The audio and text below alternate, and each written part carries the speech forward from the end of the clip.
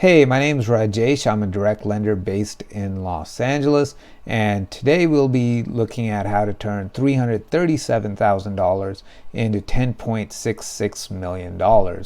Let's get into it. Have you ever wondered what documents you need to get qualified for a loan, whether you're purchasing or refinancing? Well, now you can know exactly what different loan types require as far as documents go. So with my universal loan document checklist, you can download and you can see what type of documents you need based on different loan types. And you have a status column here allowing you to check it off as you go.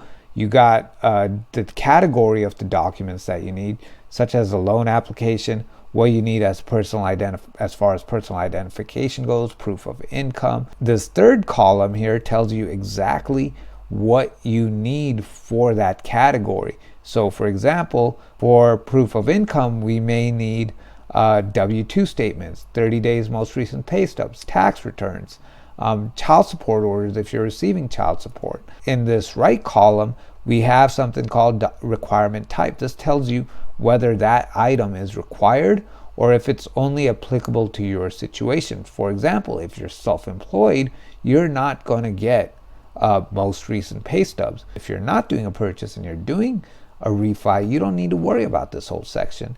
And let's say you are looking to get a DSCR loan. What documents do you need? This list will tell it to you. If you are looking to do a construction project, well, are you going hard money or are you going agency? If you're going agency, well, now you know what documents you will need, what are required, what are applicable, and what you can substitute in place of another. So if you like this, if you want this, go ahead and just click the link in the pinned comment in the comments section below. 925 East 19th Street. Looks like it's 1.349 million and it's a 6-unit building. So it's definitely a decent price. Let's see what the numbers look like here. We have a breakdown here. The listing agent, John Swire, was kind enough to put this up here for everyone to see. So we know what our effective gross income is, which is 138 based on a gross rent multiplier, but it doesn't tell us what our net operating income is. So that's what we're going to figure out using the cap rate and the purchase price. So to do that, what you're going to do is you're going to multiply price times cap rate, 1.349 million times 6.7%,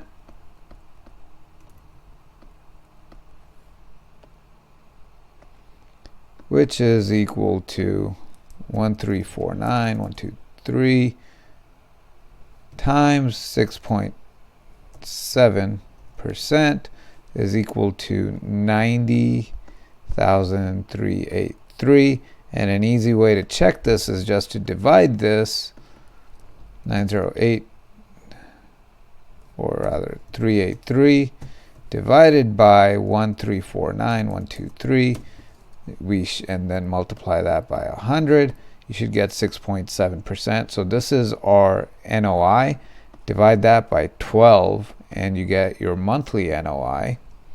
90383 divided by 12 is 75.32 a month, roughly.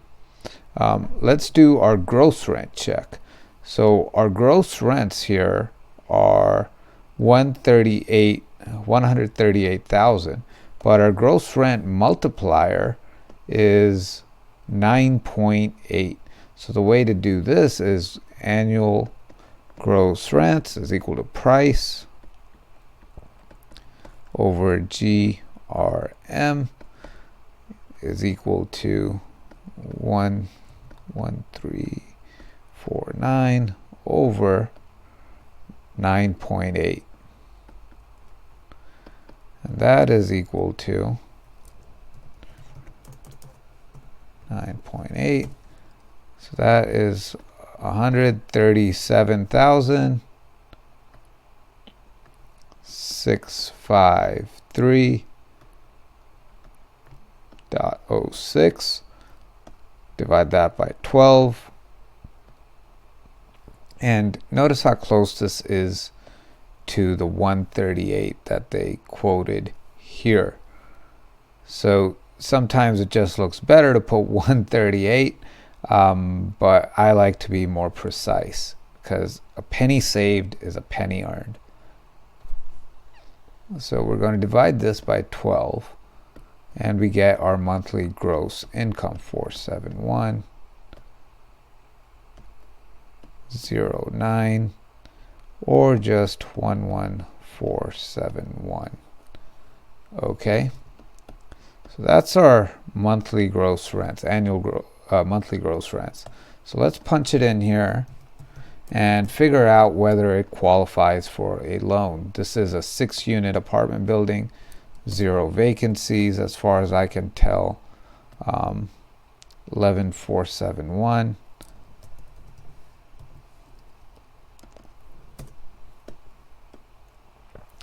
Property taxes are calculated at 1.25%. Landlord insurance is at $550 a month, or $6,600 a year. I'm going to punch in 0 for all of these and try and figure out how close we get to the NOI. So the NOI is 7532. Is that 7532 yet? No. 7532. This is 7431.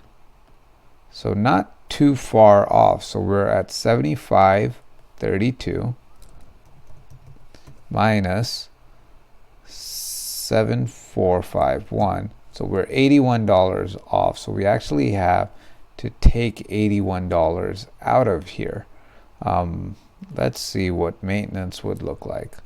1147 minus 81 is 1066. 7532, 7532, we're good. So to hit a 1.0 DSCR ratio, which is the minimum ratio necessary for a purchase loan on a 5 to 8 unit, a DSCR purchase loan on 5 to 8 unit building, you need to hit a 1.0 gross DSCR ratio. And what I mean by that is you have your gross rents divided by your PITI payments, and they have to equal 1. Another way of saying that is that gross rents have to equal to the PITI payments. So if the monthly payment is 7601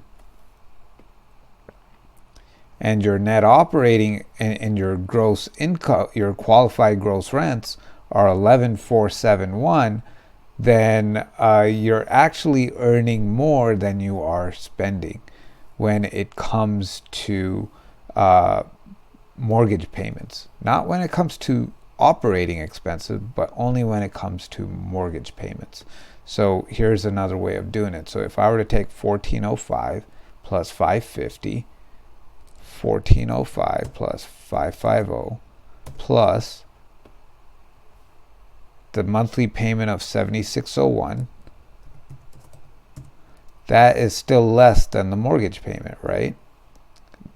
The gross rents. The gross rents were 11471, and the total PITI, principal and interest, property taxes, and insurance payments added up are 9556. So this is a cash flowing property if you structure the deal correctly. That means you're actually going to have to increase the down payment if you want a cash flow. Here you are just barely losing money at $69 a month. And remember, this was at zero other expenses other than property management and at maintenance. So for the cost of $337,000 down, you are getting a building that costs you $69 a month. And that's at an interest rate of 8.25. The lowest interest rate you can get here, generally speaking, is probably like a 7.875 with this down payment. If you increase your down payment on a DSCR loan to, let's say, 30% or 70% LTV, you can increase your buy down capability to 5.875, 5.75, something like that. And then what you're going to find is that your down payment is $400,000, but you're cash flowing almost $2,000 a month. On the other hand, if we go to a bank loan, our minimum net DSCR ratio, and here's what I mean by net DSCR ratio. So this is gross DSCR ratio, and here is net DSCR ratio.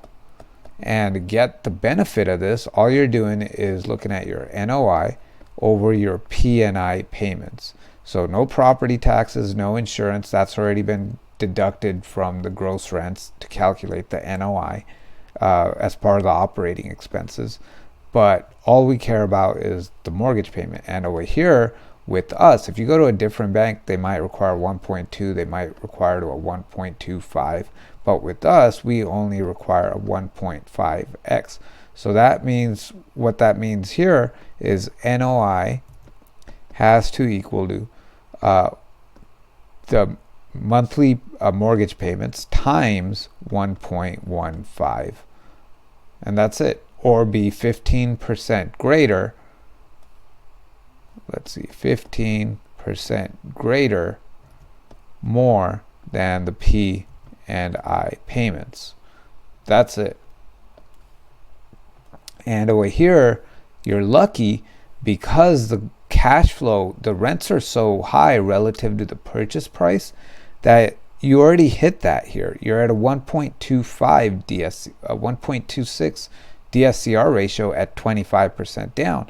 So that means you get to benefit from the lower interest rate. So the smart play here is actually to go with an agency or bank loan.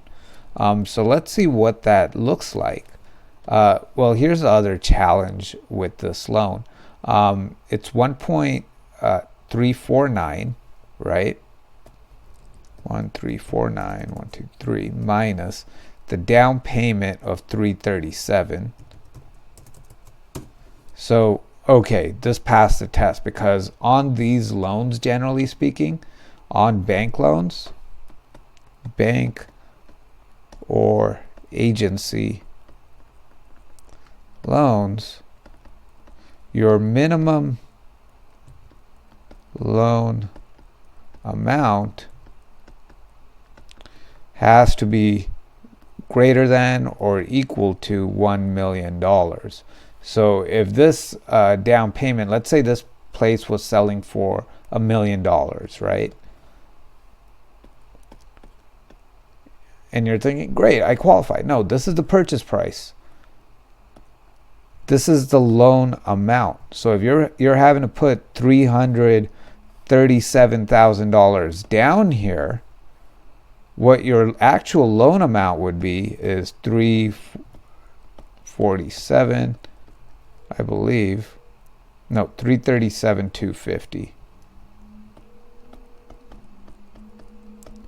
So that means your loan amount is somewhere 670, somewhere in there, 663 maybe, 663 I believe. So 1 million minus 337,250. So 662,750. So close to 663. I wasn't too far off. Now that's going to be your loan amount, and it would not qualify for a bank or agency loan. So just because all the other factors match up doesn't mean the one qualifying factor matches up. But here with this bank loan, and I put it in quotes because it's really an agency loan, you can't qualify because the purchase price is high enough so that when you put down the minimum 25% down requirement, you're going to still hit the minimum loan amount necessary. And you hit the net DSCR ratio of 1.15. You exceed it actually by getting a 25% return on your, well, it's 25%, 25.9% greater than your monthly mortgage payment. Your NOI is 25% higher than your monthly payment. And here your monthly payment is $59.85, almost $6,000 a month, and your cash flow is $15.47 a month. In LA, that's pretty good. And let's see how to make some money on this thing. So let's see what the actual interest rate would be. That shows 5.875 for this loan. You're looking at the 5-year CMT today.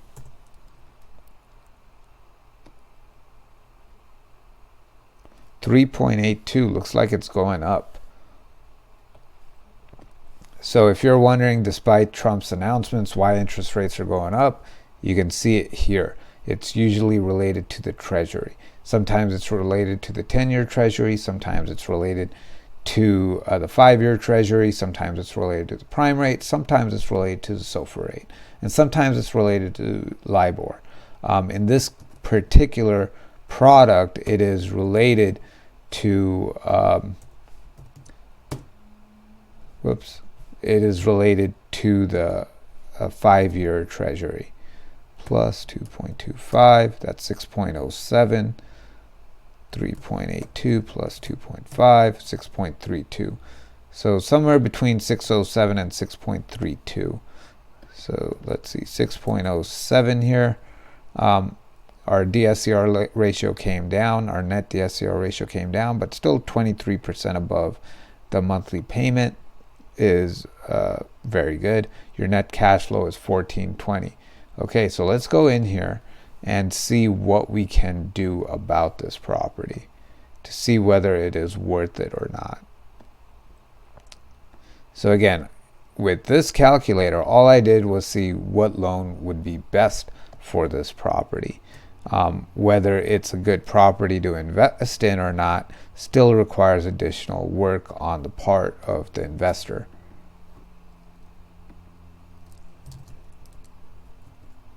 And let's get the link. All right, so 1349123 property taxes are calculated at 1.25. I believe this was calculated at 8%. Yep. Property management at 8%. We're putting 0 vacancies here, which is, I just want to match up the NOI. So let's see, we're looking at 25% down, 6.07 interest rate, no cost, no money spent on rehab, 13409.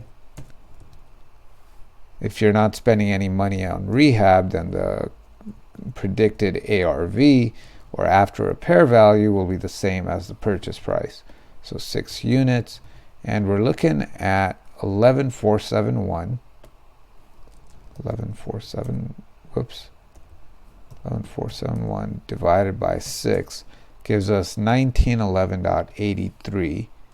1911.83 per unit, a little less than $2,000 per month per unit, and these are all 2-bedroom, 2-bathroom apartments for rent. They're showing average rent is $18.95 per month, but that does not add up actually to what the math is. $18.95 times 6 times 12 should be $138, right? Because that's what they're claiming is the annual gross rents. And over here we're seeing $136,440, which is still less than the gross rent multiplier of 9.8. So if we were to go back here and divide this up,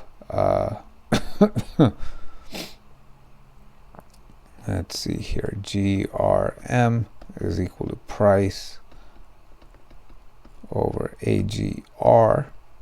GRM is equal to 1.349, and annual gross rents are 136,440.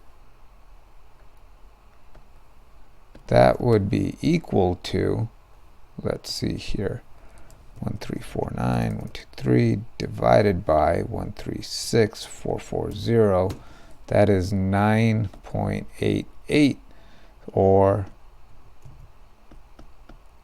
9.9.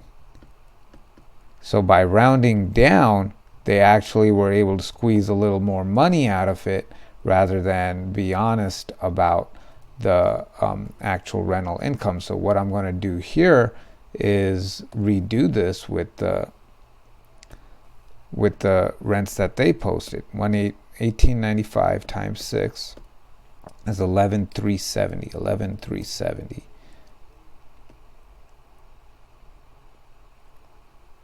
And it changes the net cash flow to 1319. The net operating income stays more or less the same. It was 7432. It's now 7431. Oh no, it's losing 7532. So it's about $100 too short. So I would add about, I would take away $100 from here. 966, 7531, roughly. So let's see what that looks like. To get this, we would have to go 30%. Okay.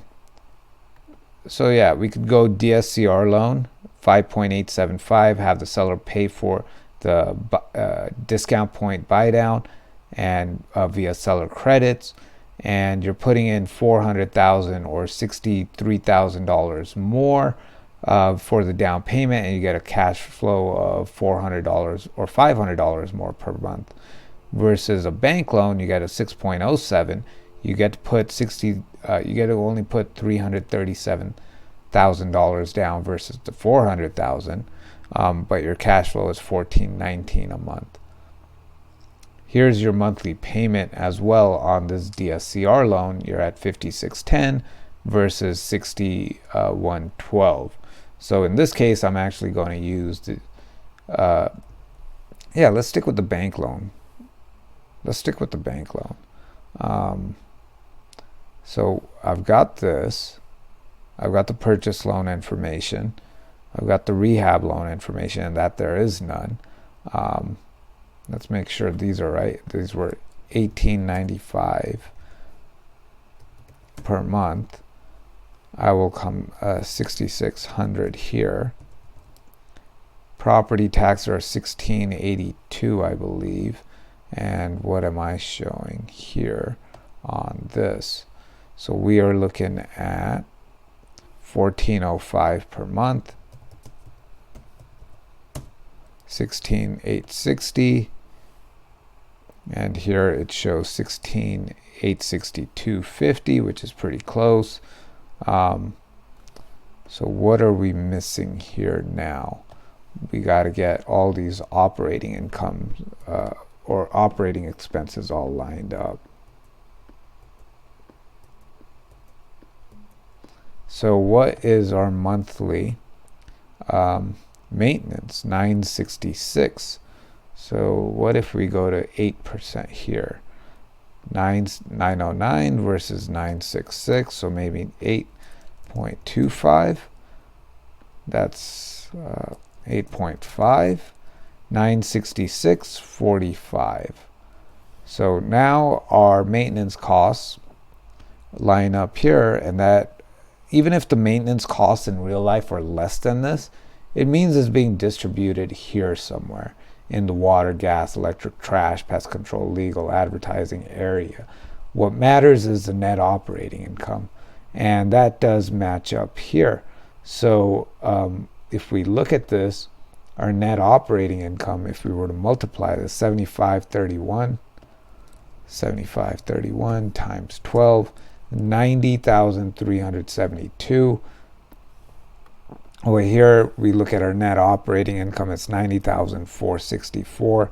It's very close. So I'm not going to worry about it too much. If I wanted to be exact, I could probably go 66, 50. No, let's say 6,700.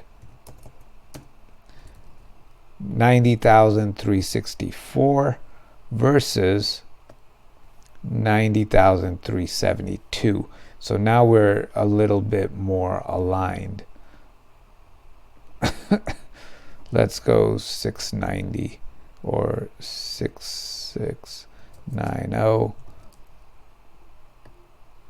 So now we're even closer, which is 90,374 versus 90,372. So now I can factor in vacancy. I believe for bank loans they would use, for this particular product, I'm pretty certain they use an 8% vacancy rate. So let's see what that looks like in terms of cash flow. We are looking at $7,900 your first year, $9,700 your second year, $15,000 cash flow per year, not per month, per year. So a little over $1,000 a month. And that means if you were to take all that cash flow money, stick it in a bank, 0 interest, stick it in a vault, 0 interest, and just let it sit and build up over the next 30 years, you're looking at close to $700,000 just from the cash flow. Yeah, that's from cash flow. In about 30 years, this building will supposedly be worth, oh, that's what I'm forgetting. I forgot to do the yearly appreciation and rental inflation. So let's go to ChatGPT here and use this zip code. So I got to figure out property appreciation, average yearly property appreciation rates over past 30 years in 90806. Then do rental inflation for the past 30 years. And the reason I do the past 30 years as opposed to the past 5 years, past 10 years, is because 5 years and 10 years is relatively small in a business life cycle, because there might be economic crashes. If economic crashes are happening once every 10 years, well, if you look at the past 5 years, well, maybe you missed the economic crash or the economic boom that's due for that period. And same thing, if you look at on a 10-year scale, well, sometimes there are recessions that happen every 20 years, every 15 years, every 30 years,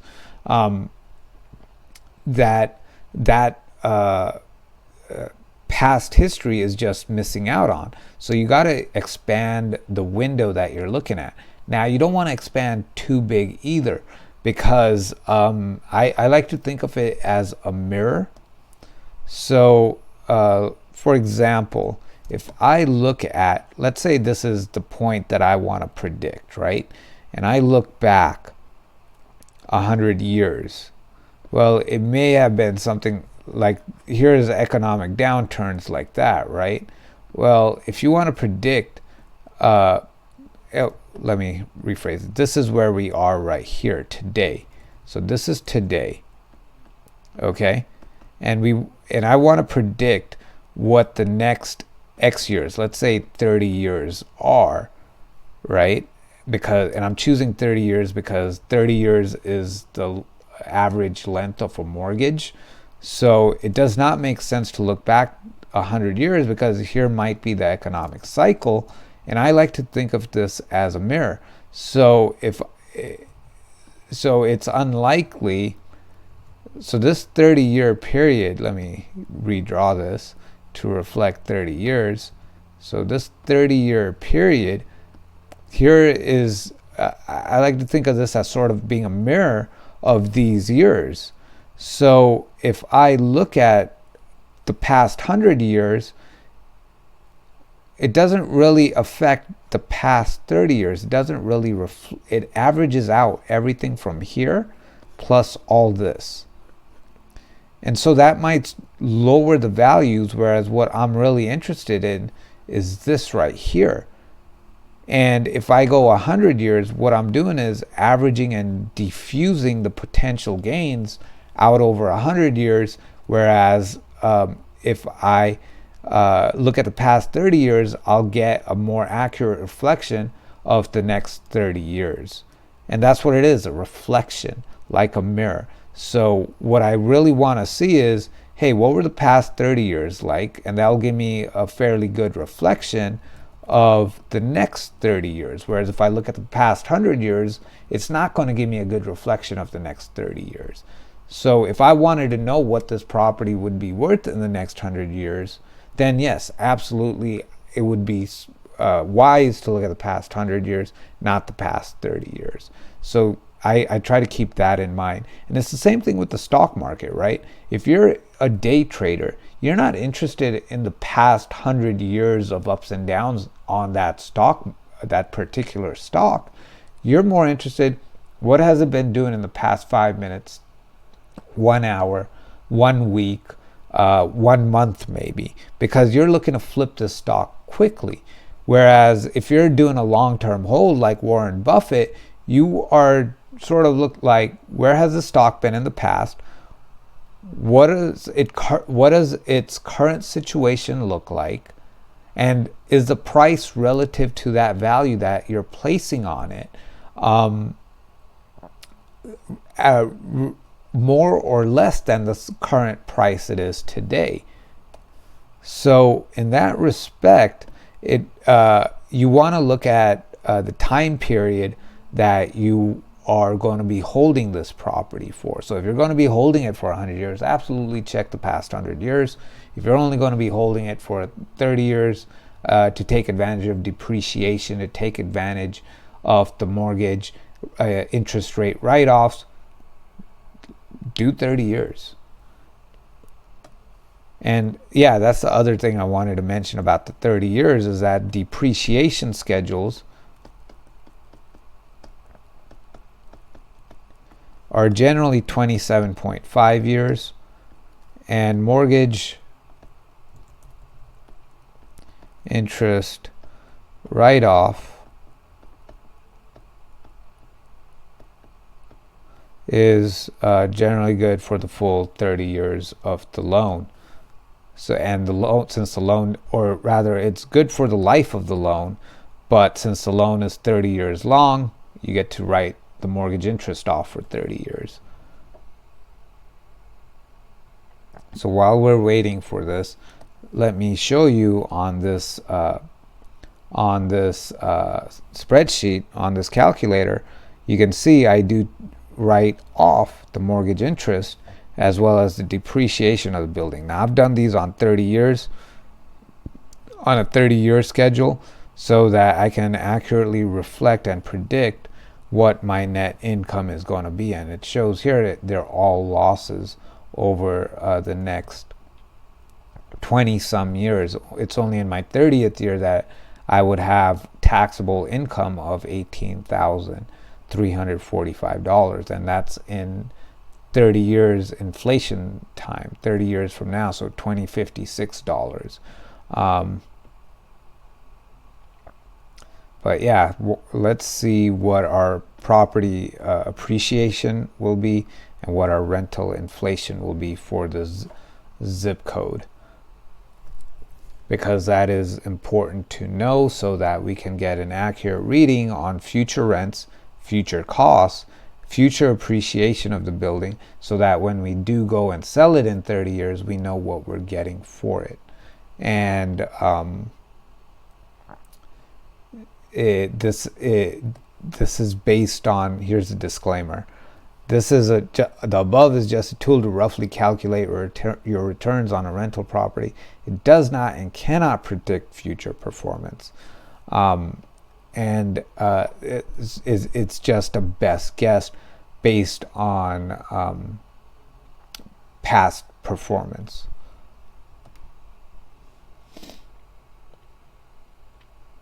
Let's see what Google will say then, because ChatGPT is being a little bit slow. Maybe I tasked it with two questions at the same time. So let's see what actually comes up here.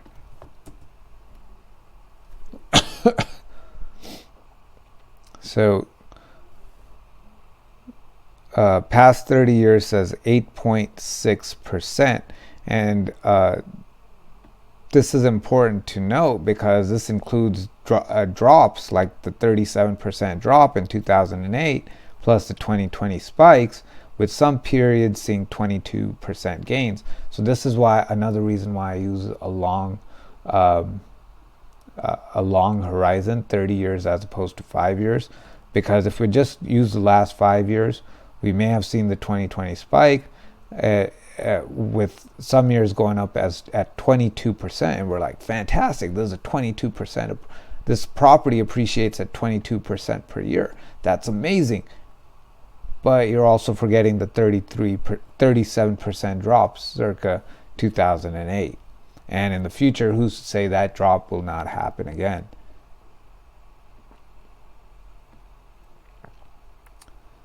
So the problem is that we are seeing only from 1990 to 2022. I want to see 1996 to 2026 because we are today. We are living today. We are not living in 2022.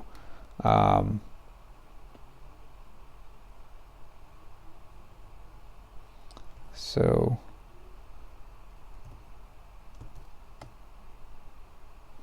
okay, so here we see a CAGR of 6%. This is from 1996 to 2024, 28 years. This is Los Angeles County, not Long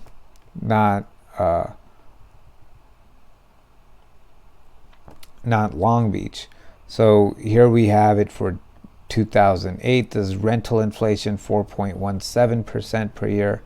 So for rental inflation, we are going to use 4.17. This says 6% for LA County, but not for Long Beach in this specific zip code. That's over 90806. Maybe if I phrase it differently, I will get better results. So long-term trend is between 5.3 to 8.6%. Let's see here. What can we do? What are some ways to predict this? What if I go to, what was this price in when it was purchased? So let's see here. Fidelity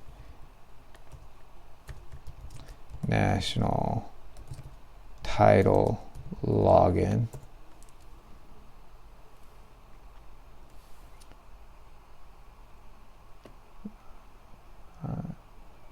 Where is the login page? I believe this is it. No.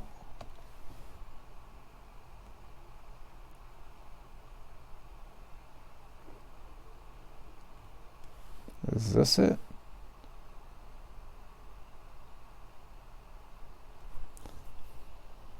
No, this is not it either. Fidelity National Title.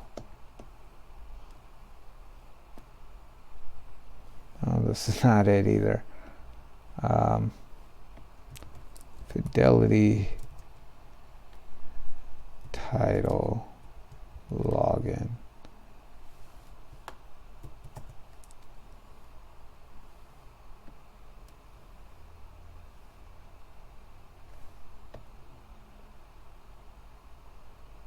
Is this it? No.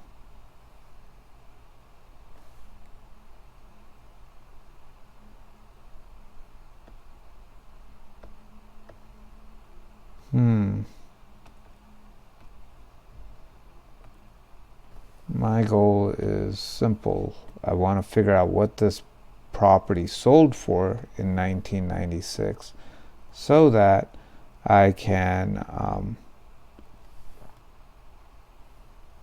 no, this isn't it.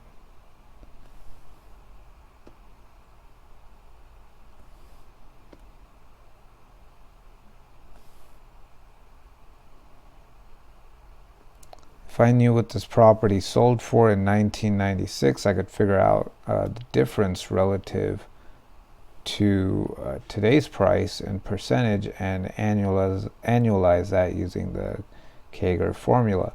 But for some reason, this does not want to show me passport.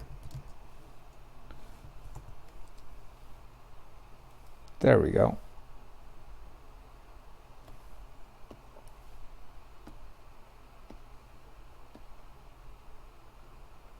What happened here?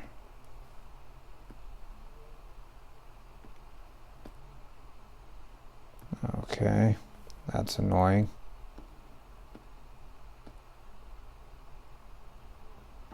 So we're going to punch in 925 East 19th, Long Beach, 90806.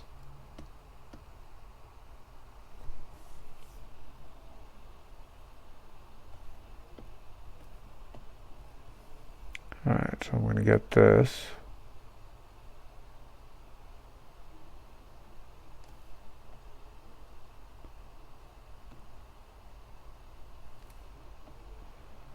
This should tell me purchase price. Year built.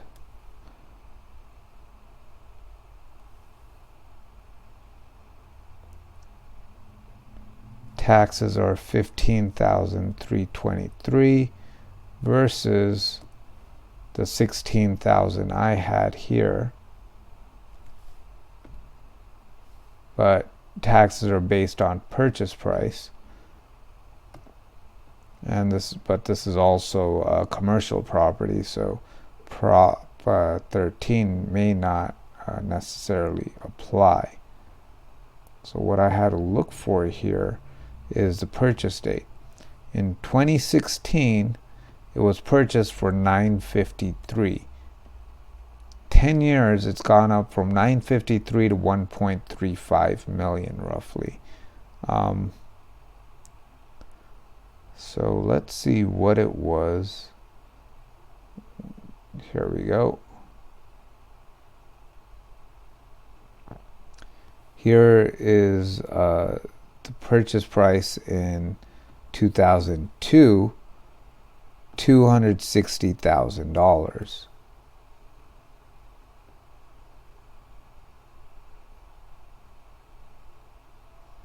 Let's see here, very first transaction. This was a transfer from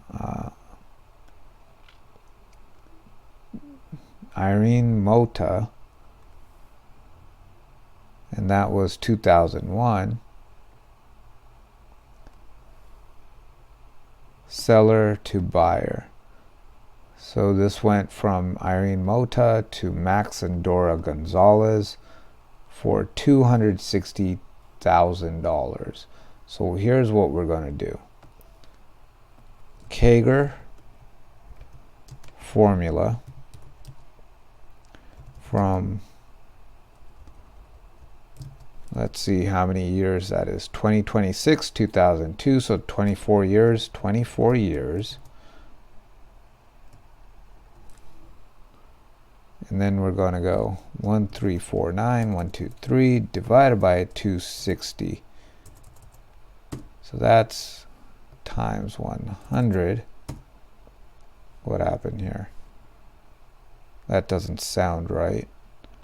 1349, 123 divided by 260,000, 5.18 times 100. So that's 518.84%.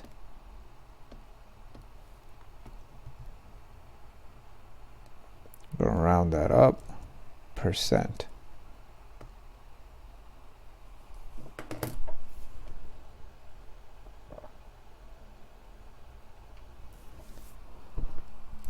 So this went up over the past 20 years at 7.9%.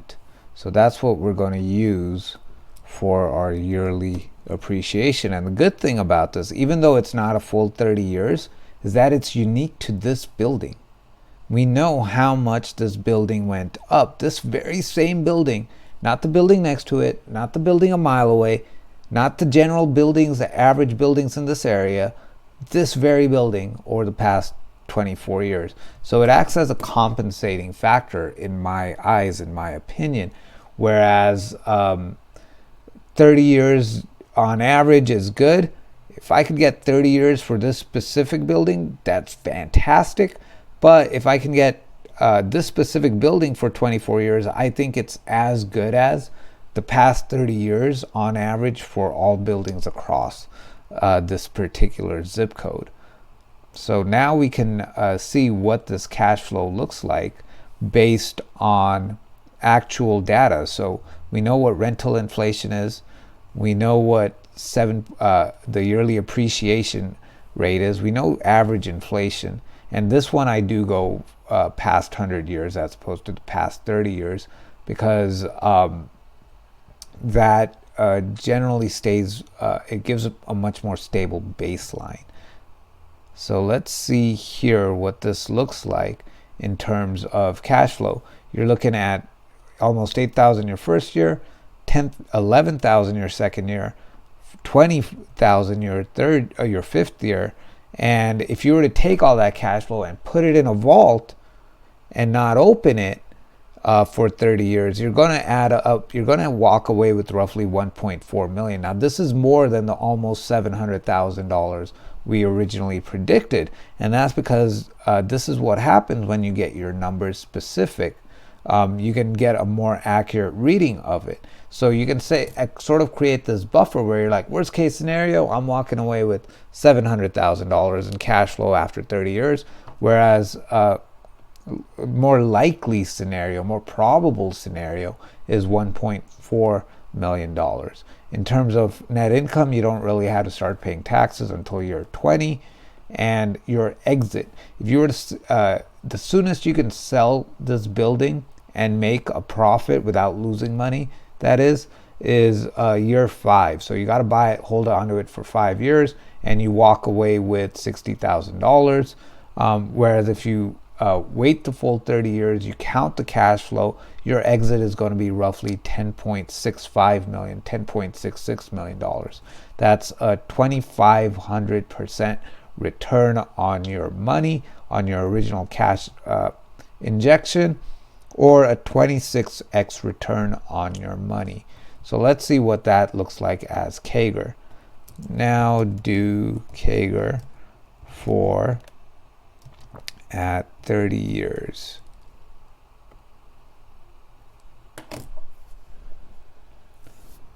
So you're looking at an average 11.5% return on your money. That's pretty incredible. And notice that we did not raise the rents.